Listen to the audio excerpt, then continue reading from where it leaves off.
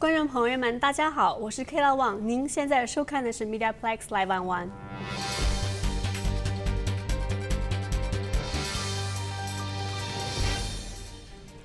我们的头条新闻是关于拥有很长历史的 Blind Dog 酒吧的拆除。温莎市民对此有自己很强烈的看法。Owners of the former Blind Dog Bar on Olet Avenue applied for a demolition permit last week. The city of Windsor reviewed and approved the demolition of downtown landmark. Late last week, the building was sectioned off for construction, and this past Monday, the teardown began. Part of the sidewalk has been blocked off as crews work on the building. Rob Vanny with the city's building department says although they approved the permit, they would have preferred something else to happen to the building. We would have preferred they didn't demolish the building and would have refurbished the building and repurposed the building. But there's no provisions in the bylaw now to restrict demolitions in that area for that particular use of building. The Blind Dog Bar stopped their business 5 years ago after the big fire, but to some people who actually work there, it still means a lot to them. There's nothing else in the city that was like it. You could play at a bar and only fit like 150 people, or you could play at a theater and hit like a big amount of people. But at the Blind Dog, I think the capacity was like 900, which was pretty great. So there was like some Juno award-winning bands that came through, and like Lights came and played, and some other bands around the radio came and played. So it was like a little venue inside a small city that like didn't make it look like it was a small city. It also helped young people develop their career. It had elements of making me who I am, and it helped me develop my business as a young promoter, and the memories and the people that I worked with, and just helping bring live music and entertainment to the city was something that was really important to me, and I'm still proud of to this day. At this time, it is unknown what will replace the building. For MediaPlex News, I'm Kayla Wang. 如果骑着2个轮子的交通方式适用你，那么安大略省西南片区会在自行车基础设施上有些改进。安大略省政府表示，近200万投资于构建和完善相关的循环电流结构，包括当地的直辖市如伦敦、康泰、温莎等将收到325万美元的扩大。潜在的项目获得包括自行车道、越野路道、步行街和具体的红绿灯，尽可能的为使用自行车的市民服务。几个星期前，一个关于将市区农贸市场搬到 Bless 街的请求，我们的记者 Dan Gray 为您现场报道。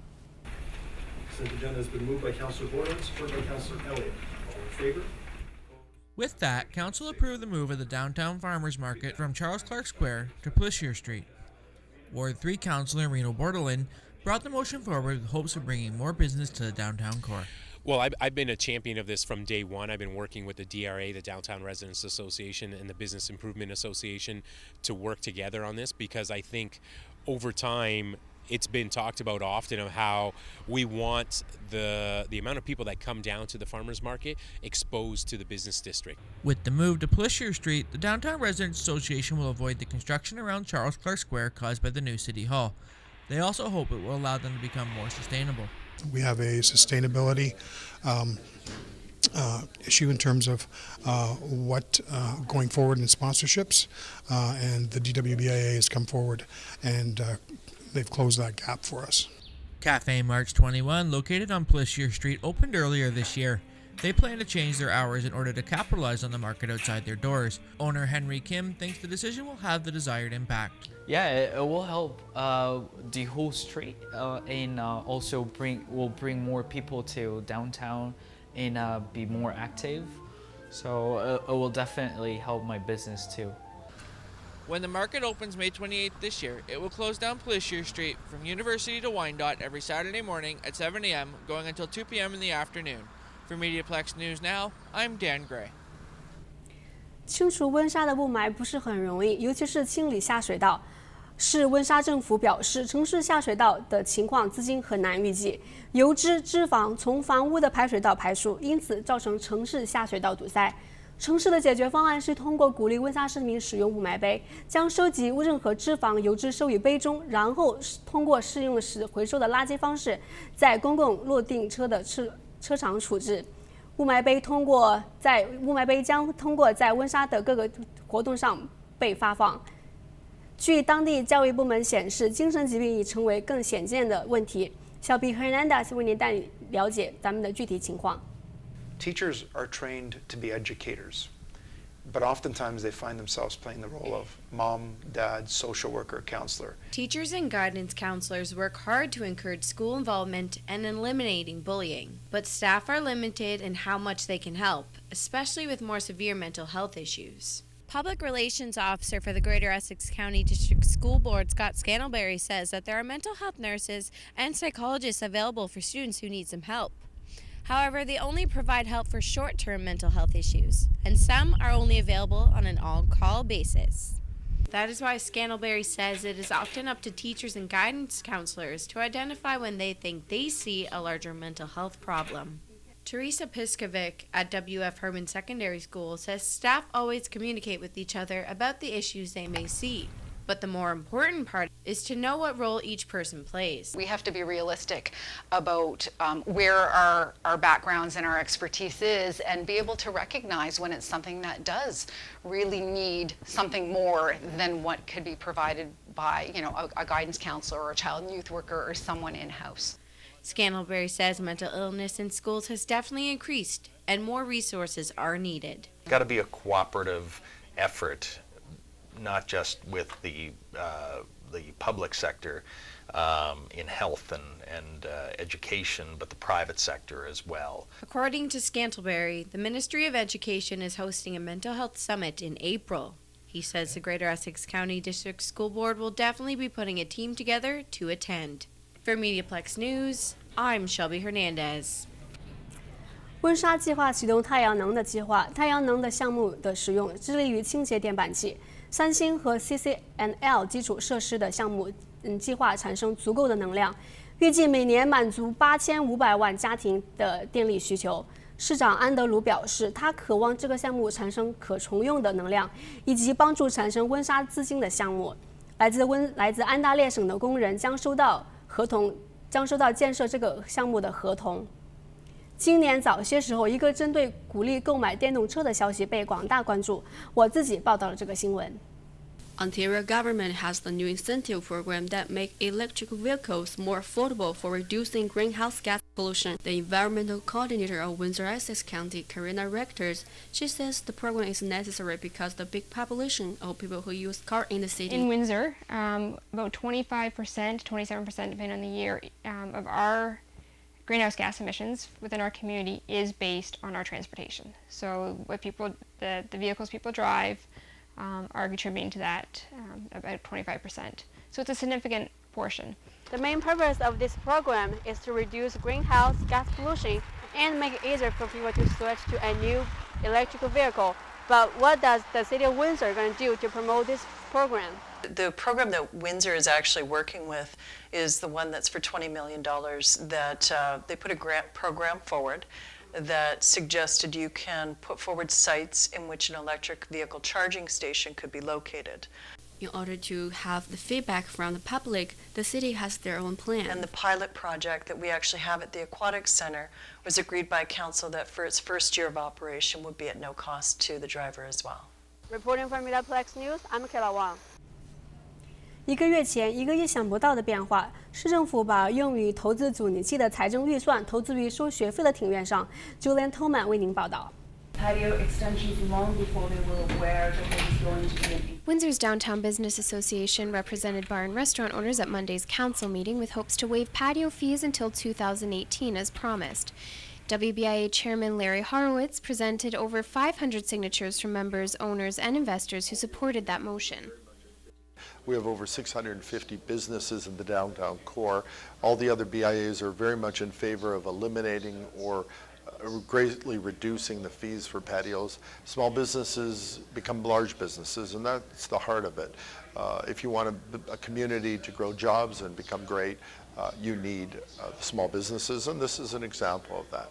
Financial inequality and status inequality. Councillor Fred Francis proposed to charge 50 cents per square foot this year with an annual encroachment fee to be capped at $3 by 2021. Former bar owner Brian Cartier says patios can save businesses and it's a big part of what attracts people to the downtown area. I've lived downtown for like 27 years. You want downtown to be a lively spot, and in most cities, that's why you move downtown, is to live in a nice, lively spot. And if we're going to promote it, let's promote it. Lefties on the O owner, Mike Lambros, says his patio brings in close to 50% of his business, and despite the decision, he plans to keep his open. They did well for us. I would have been happier if we would have got a zero increase for a couple more years and then brought a 50-cent a year increase after that.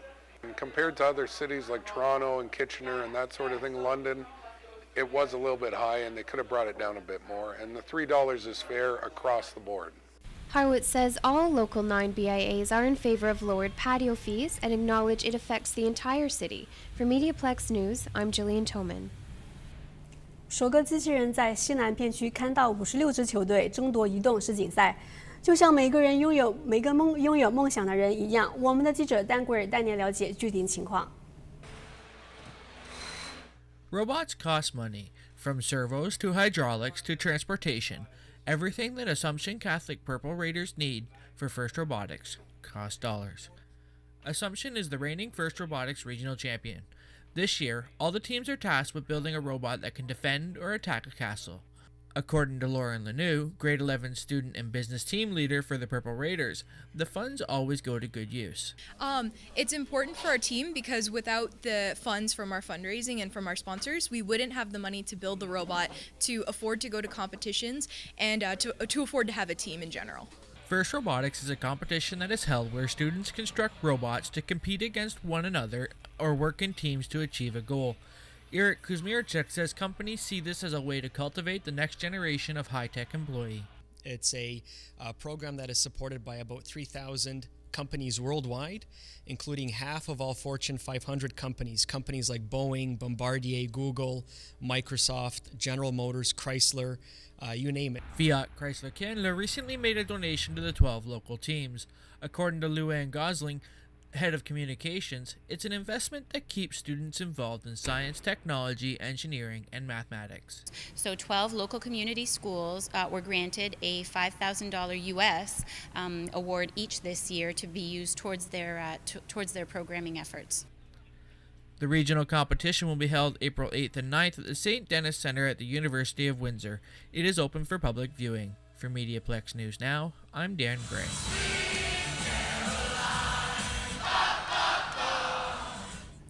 涉及赫尔曼中学的斗争继续。随着赫尔曼与麦凯伦公立学校的合并，新的学校的形式将形成。按照相关政策，会议必须召开审查可能更改的名称和这一新身份。温莎片区将在本次会议期间提出自己的想法和意见。学校将在公共会议上公布将市民的意见和想法。根据来自社区的建议，学校的名称的更改同时将在董事会提出。市政局议员已创建一个计划，以提高居住和商业运作，开始温莎市中心的研究。这一项目将在市中心和周边地区形成。香 Frame 为你代表。On March 21st, Ward 3 Councillor Reno Bordelin was voted chair of the Downtown Windsor Planning Study. This study is being conducted to boost residency and business operations. Potential is huge. I mean, I can't say it enough. I mean, I live just outside of downtown. I had a business just outside of downtown. If you live in this area, the choice and the possibility of living a great urban lifestyle is right here. Planning and Development Services is working on this study that will recommend a framework to help grow and develop the downtown core for over the next 20 years. This study will go block by block, acknowledging living conditions which Bordelin admits are in a sorry state. Because there are neighborhoods, 2-minute walk from here where 30% of the homes on the street are empty or vacant, or they're empty vacant lots. How can we fix that? How do we fill those missing teeth, so to speak? So there are issues that are unique to that neighborhood that have no bearing on where we're standing, but at the same time, those issues matter in getting people downtown back into the core, back to buying those homes, filling those homes, renovating those homes. Bordelin says downtown incentives already make it relatively cheap to develop downtown, but he hopes other incentives will attract developers and residents. The study is underway, but if you want to have your opinion on downtown's future, you can fill out a survey at this website. 渥太华街将成为著名的餐厅。记者 Dennis Plata 为你一探究竟。One local burger joint is extending its reach outside the Rose City. Bubby's Awesome Eats made its debut on the Food Network 5 years ago.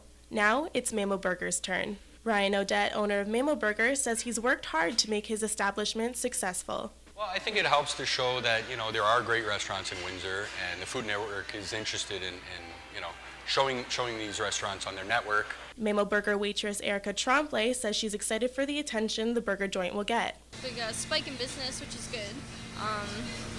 And it opens the horizon for everybody to see, like what we do here, and people can come from other places to come see, because I know we're talked about like other than just Windsor. Even the employees at Mamo Burger can't help but to have a favorite dish. Personal, probably the popper. I love spicy stuff, so. Mamo Burger does offer other foods. However, at this restaurant, it's all about the burger. Mamo Burger will appear on the Food Network representing Windsor April 15th at 9 p.m. For MediaPlex News Now, I'm Denise Plachia. 吸烟区将在温莎片区逐渐消失。Kenneth Bullock 为您报道。The puff of smoke you blow away may have to be pointed elsewhere. The Windsor-Essex County Health Unit is working towards banning smoking in all public parks in Windsor-Essex. This was brought to attention January 11th, when Ward 9 Councillor Hillary Payne told Council to be prepared for a proposal of this nature. There's only about between 17 and 20% of people smoke now. And so I think in fairness to the other 80+% of people who do not smoke, I think this ban should now take place. A ban already exists for smoking inside or 20 meters from the vicinity of playgrounds or beaches, but the bylaw has no specifics for parks without playgrounds. However, some nearby towns are already following the bylaw. The Windsor-Essex County Health Unit is looking to turn that some into an all. 6 of our Essex County municipalities have outdoor space bylaws in place currently, so this isn't sort of a new thing that's happening in our area. Christy Macbeth, Director of Knowledge at the Health Unit, said the Parks Without Playgrounds has been a gray area for a while, and this revision will tie up the loose ends. However, not all smokers are opposed to these bans. One Windsorite thinks people should be free to frequent a smoke-free environment. It's ignorant. It's rude. I just don't like when I wouldn't smoke, I didn't like having smoke blown in my face all the time. Jill Mepstead has been a smoker for 3 years and is also an asthmatic. She said she understands why it's ignorant to smoke around people who don't. The Ontario government is processing this movement. City Council should see it within a few months. For MediaPlex News, I'm Kenneth Bullock. 体育世界带来了胜利、压力和成功，但在某些情况下，有更多的宝贵经验比获取胜利更重要。咱们记者 Aaron Sanders 为您报道。The Spitfire season may be over, but the Rose City still had tons of hockey to watch. From April 3rd to the 10th, Windsor played host to the Carha Hockey World Cup. However, one valuable thing stood out. Not the goals, nor victory, but the experience. Fitchburg 55 goalie Joe Iozzo said despite playing in a different country, players felt at home. When you come to Canada, you know that it's the most popular sport here, and it's a nice feeling to see how everybody, as a hockey player, it's great you feel like you're home and amongst like-minded people. This tournament held more than 100 teams from around the world, with ages ranging from 19 to more than 70 years old. However, memories aren't made only on the ice, but behind the scenes as well. For Cara Media Relations Coordinator Chad Scanlon, he says the city's response was beneficial. The people in Windsor have been very receptive to it. Everyone's excited for it to be here. It's cool to see everyone walking around the downtown core, and everyone's kind of happy that they're here and happy to showcase the city. For Iozzo, he'll remember the friendships made at the World Cup. There's a camaraderie amongst hockey players. And I think one of the sayings of Cara hockey is friendship through hockey. So 7 days of Carha hockey action in the Rose City. Lots of slap shots and many goals were scored. But for all these players, one important goal throughout this tournament was the camaraderie and the experience they earned.